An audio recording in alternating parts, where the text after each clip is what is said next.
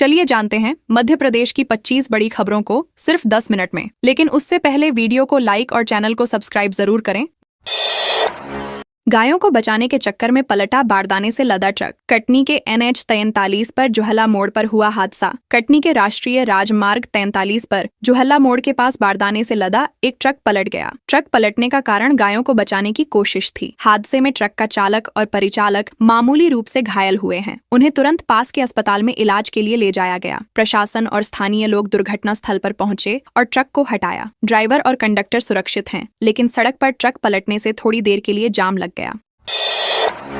Mahindra resort कर्मचारी की मौत पर परिजनों ने 4 घंटे तक किया प्रदर्शन। प्रशासनिक हस्तक्षेप के बाद 11,50,000 का मुआवजा देने पर बनी सहमति। मंडला के कान्हा नेशनल पार्क स्थित क्लब महिंद्रा रिसोर्ट में कर्मचारी टंकेश गौतम की मौत के बाद उनके परिजनों ने सड़क जाम कर 4 घंटे तक प्रदर्शन किया। प्रशासन ने हस्तक्षेप कर मामला शांत किया। इसके बाद मुआवजे के रूप में 11,50,000 रुपए देने का आश्वासन दिया गया। प्रदर्शन समाप्त होने के बाद यातायात बहाल हुआ और कर्मचारियों के परिजन संतुष्ट हुए।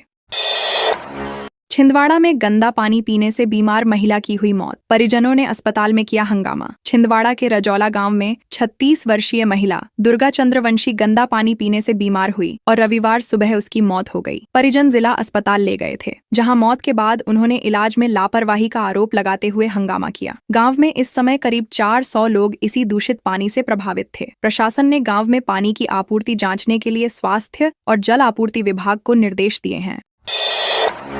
पिछोर मंडी में फसल तौलने की गड़बड़ी। किसान पंचायत ने व्यापारियों को दी 2 मंदिरों में 51,000 दान देने की सजा। शिवपुरी जिले की पिछोर अनाज मंडी में मूंगफली की तौल में व्यापारियों द्वारा गड़बड़ी पकड़ी गई। किसानों की पंचायत ने दोषियों को सजा दी और उन्हें 2 मंदिरों में कुल 51,000 रुपए दान देने का आदेश दिया। इससे किसान और व्यापारियों के बीच विवाद शांत हुआ। प्रशासन ने बताया कि मंडी में पारदर्शिता बनाए रखने के लिए अब निगरानी और सख्ती बढ़ाई जाएगी। यह कदम किसानों के अधिकारों की रक्षा के लिए उठाया गया है।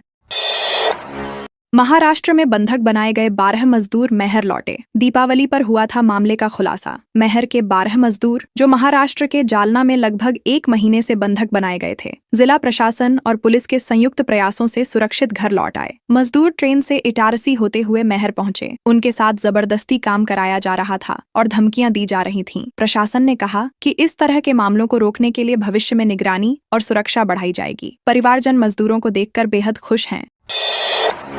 इंदौर में नगर निगम सर्वे को लेकर बवाल। ट्रेवल्स संचालक और निगम अफसर ने एक दूसरे पर दर्ज कराए केस। इंदौर नगर निगम द्वारा वार्डों में किए जा रहे सर्वे के दौरान शनिवार को विवाद हो गया। ट्रेवल्स संचालक बीरम पिता नानूराम सोलंकी ने निगम अफसर शैलेंद्र सिंह पर शिकायत दर्ज कराई। भंवरकुआ पुलिस ने मामला दर्ज कर जाँच शुरू की। देर रात तक थाने पर लोग जमा रहे और स्थिति तनावपूर्ण बनी रही। प्रशासन ने कड़ी निगरानी के साथ विवाद को शांत करने की कोशिश की। सिस्टम ने नहीं सुनी आदिवासियों की फरियाद। हाथों में फावड़ा तगाड़ी थामकर बना दी 3 किलोमीटर की सड़क। सालों से प्रशासन से मदद मांगने के बावजूद आदिवासियों की फरियाद नहीं सुनी गई। इसके बाद ग्रामीणों ने हाथों में फावड़ा और तगाड़ी थामकर 3 किलोमीटर सड़क खुद बना डाली। इस प्रयास से अब क्षेत्र में आवाजाही आसान हो गई है। अधिकारी भी ग्रामीणों के हौसले को देखकर दंग रह गए। इस सड़क के बनने से गाँव के करीब 40 परिवारों को सीधी राहत मिलेगी और आने जाने में सुविधा होगी। सफाई मित्रों के साथ मेयर जनप्रतिनिधि सुनेंगे मन की बात। जाल सभागृह में होगा प्रोग्राम। पीएम नरेंद्र मोदी रविवार को मन की बात कार्यक्रम आयोजित करेंगे। इसे लेकर इंदौर और सांवेर में विशेष तैयारियां की गई हैं। इंदौर के जाल सभागृह में यह आयोजन होगा, जिसमें सफाई मित्रों के साथ महापौर और जनप्रतिनिधि भी शामिल होंगे। वहीं सांवेर में मंत्री सिलावट कार्यक्रम में भाग लेंगे। कार्यक्रम का उद्देश्य लोगों की राय जानना और प्रशासनिक संवाद को मजबूत करना है। शहर भर में सुरक्षा और व्यवस्थाओं को लेकर भी प्रशासन सतर्क है। टीकमगढ़ जा रही बस में मिला 50 लीटर डीजल। इंदौर आरटीओ ने बस जब्त कर वसूला 70,000 का जुर्माना। इंदौर आरटीओ ने टीकमगढ़ जा रही एक बस में 50 लीटर अतिरिक्त डीजल पाए जाने के बाद बस को जब्त किया और 70,000 रुपए का जुर्माना वसूला। यह कार्रवाई बसों में सुरक्षा और नियमों की अनदेखी रोकने के लिए की गई। इसके अलावा आरटीओ ने 10 अन्य बसों की भी जाँच की। अधिकारियों ने कहा कि इस प्रकार की लापरवाही से बड़े हादसे हो सकते हैं, इसलिए यातायात सुरक्षा सुनिश्चित करने के लिए कार्रवाई जारी रहेगी।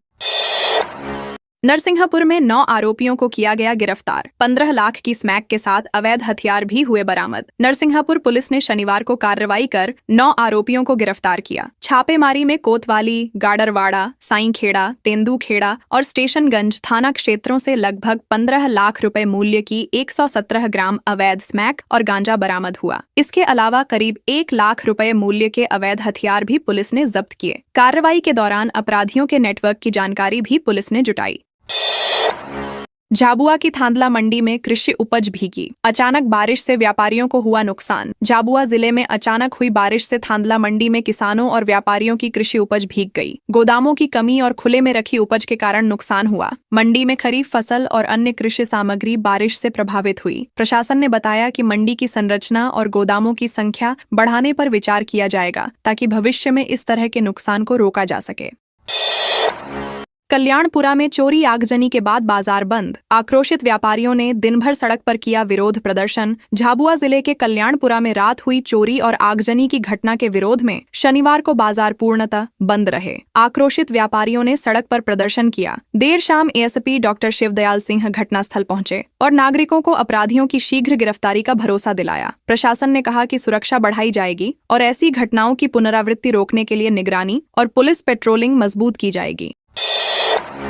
स्कूल में योग से पहले नमाज पढ़ाने वाला टीचर सस्पेंड। 5वीं की छात्राओं ने करके बताए थे स्टेप्स। बुरहानपुर में एक स्कूल में 5वीं की छात्राओं को सूर्य नमस्कार से पहले नमाज पढ़ाई जाने की शिकायत सामने आई। इसके बाद जिला शिक्षा अधिकारी संतोष सिंह सोलंकी ने स्कूल पहुंचकर बच्चों से मामले की जानकारी ली। संबंधित शिक्षक को सस्पेंड कर दिया गया। प्रशासन ने पूरे मामले की जांच के आदेश दिए हैं और स्कूल में धर्म और योग के बीच संतुलन बनाए रखने का निर्देश जारी किया है।